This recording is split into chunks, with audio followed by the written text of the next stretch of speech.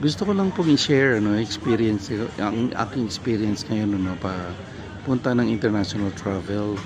So marami tayong naririnig tungkol dito sa immigration officers dito sa immigration section na ang daming kababalaghan, ang daming mga hino-hold, ang daming mga kung ano-anong mga just to delay the passengers.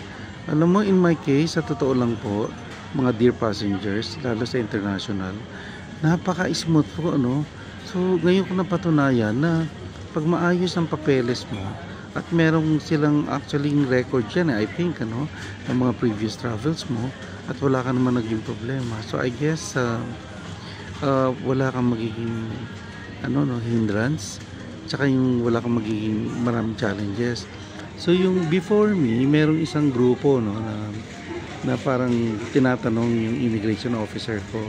So, I think nag-i-English pero mukhang Pilipino naman. So I think they travel in groups, but parang may yung isa yata parang merong problema sa papeles. So I think hindi ko na-overhear, but nakikita ko parang naglabas ng documents yung kasamang lalaki and so on and so forth.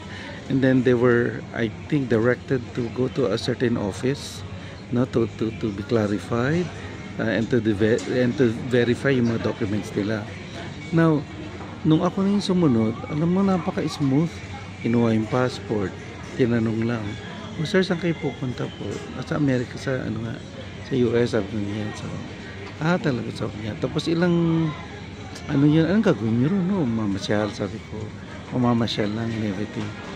Okay, sige. Okay, so yan, may kasama ko kayo. Sabi ko, wala, ako lang.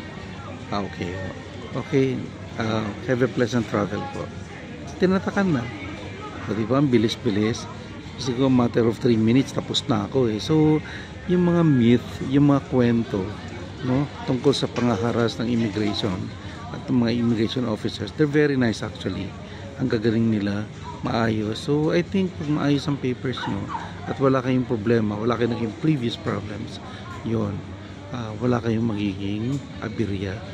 So yun lang po, so sa mga next travelers or sa mga regular travelers, just be just be ready about the correctness of your papers sa passport nyo, sa visa nyo kung kailangan ng visa, saka yung mga travel requirements like yung mga reservations and so on and so forth.